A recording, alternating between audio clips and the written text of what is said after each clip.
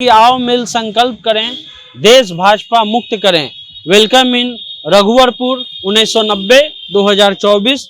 नीचे में जो है आरएसएस के शायद सर संचालक का एक तरह से फोटो दिया गया है, अमित शाह का, योगी आदित्यनाथ का, उसके अलावा जेपी नड्डा का, नरेंद्र मोदी का। और ये जो कार्टून बनाए गए हैं बेरोजगारी, दंगाई, महंगाई, ये जो है एक तरह से मुद्दा दिया गया है। और यहाँ पर माननीय अखिलेश यादव जी का ये फोटो जो है वो दिया गया है। वेलकम इन रघुवरपुर क्या है 1990, यानी कि जब पहली बार आडवाणी जी ने जो है एक तरह से राम मंदिर का मामला उठाया, जब उनको कोई भी पॉलिटिकल मामला नहीं दिख रहा था, तो एक तरह से मंडल के काट में उन्होंने एक तरह से कमंडल यात्रा निकाला और वो यात्रा जहां जहां निकला देश में दंगे होते चले गए। ये भारत सरकार का आंकड़ा है और आप रिसर्च करिएगा तो आपको मिल जाएगा। बिना रिसर्च के हम कोई बात बोलते नहीं। अब 2024 सभी लोग मिल करके कांग्रेस को हराते थे, आज सभी लोग मिल करके भाजपा को हराने में लगे हुए हैं। इसमें इस बैठक में तेजस्वी यादव, नीतीश कुमार, स्टालिन, अखिलेश यादव, उसके अलावा और भी कई बड़े नाम हो सकते हैं। राहुल गांधी और मल्लिकार्जुन खड़गे का भी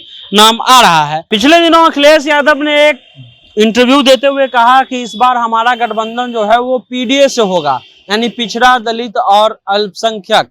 अब जो है 23 तारीख को अखिलेश यादव पटना पहुंचने वाले हैं। महागठबंधन की बैठक है, लेकिन उनके पार्टी के लोग पहले से ही एक्टिव हो गए हैं। ये धर्मवीर यादव हैं जो प्रदेश अध्यक्ष हैं लोहिया विंग के समाजवादी पार्टी बिहार। ये एक पोस्टर जो है आरजेडी कार्यालय के बाहर लगा है। हम कहेंगे रवि को कि आप जो है पोस्टर को दिखाइए। पोस्टर में वो लिख रहे हैं कि आओ मिल संकल्प करें, देश भाजपा मुक्त करें। Welcome in Raghuvarpur 1990-2024।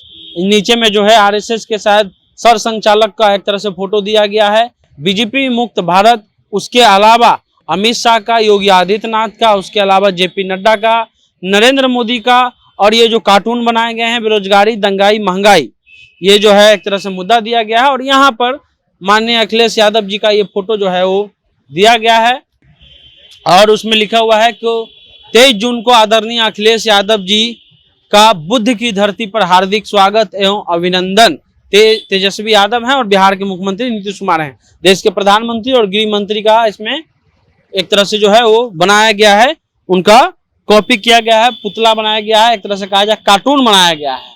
उसके बाद आप आइए, वेलकम इन रघुवरपुर क्या है 1990, यानी कि जब पहली बार आडवाणी जी ने जो है एक तरह से राम मंदिर का मामला उठाया, जब उनको कोई भी पॉलिटिकल मामला नहीं दिख रहा था, तो एक तरह से मंडल के काट में उन्होंने एक तरह से कमंडल यात्रा निकाला और वो यात्रा जहां जहां निकला देश में दंगे होते चले गए। ये भारत सरकार का आंकड़ा है और आप रिसर्च करिएगा तो आपको मिल जाएगा। बिना रिसर्च के हम कोई बात बोलते नहीं। अब 2024 है, राम मंदिर के नाम पर खूब वोट मांगा गया। राम मंदिर जो है सुप्रीम कोर्ट के फैसले के बाद बन भी रहा है, लेकिन प्रधानमंत्री और जो भाजपा है वो अपना क्रेडिट लेना इस मसले पर नहीं भूलते हैं। अब 23 तारीख को क्या है, 23 तारीख को जो है वो सभी विपक्षी दलों के नेताओं का जो है एक तरह से यहाँ इकट्ठा होंगे बिहार में और मीटिंग होगी। मीटिंग में बताया जाएगा कि आखिर नरेंद्र मोदी की सरकार को कैसे हराया जाए।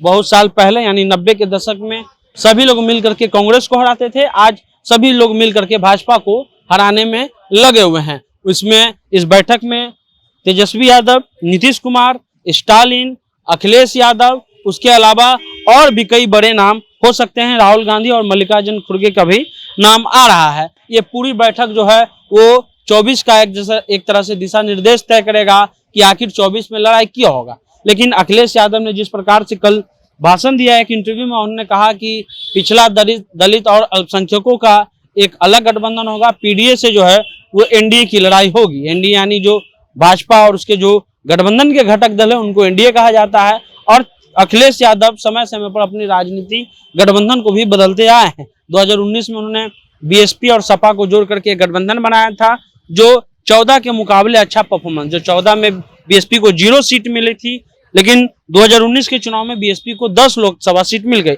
हालांकि सपा का 5 ही रहा। लेकिन ये पूरी चीज जो है इसलिए किया जा रहा है कि कैसे जो है जो आने वाला चुनाव है 24 का, उसमें भाजपा का जो रथ है उसको रोका जाए। लोकतंत्र है, लोकतंत्र में वैचारिक की लड़ाई होती है, लेकिन बहुत लोग अब जो है इसको अलग तरह से बाइनरी के रूप में देखेंगे कि इसमें जीतन राम मांझी निकल गए हैं या महागठबंधन हो नहीं सकता है।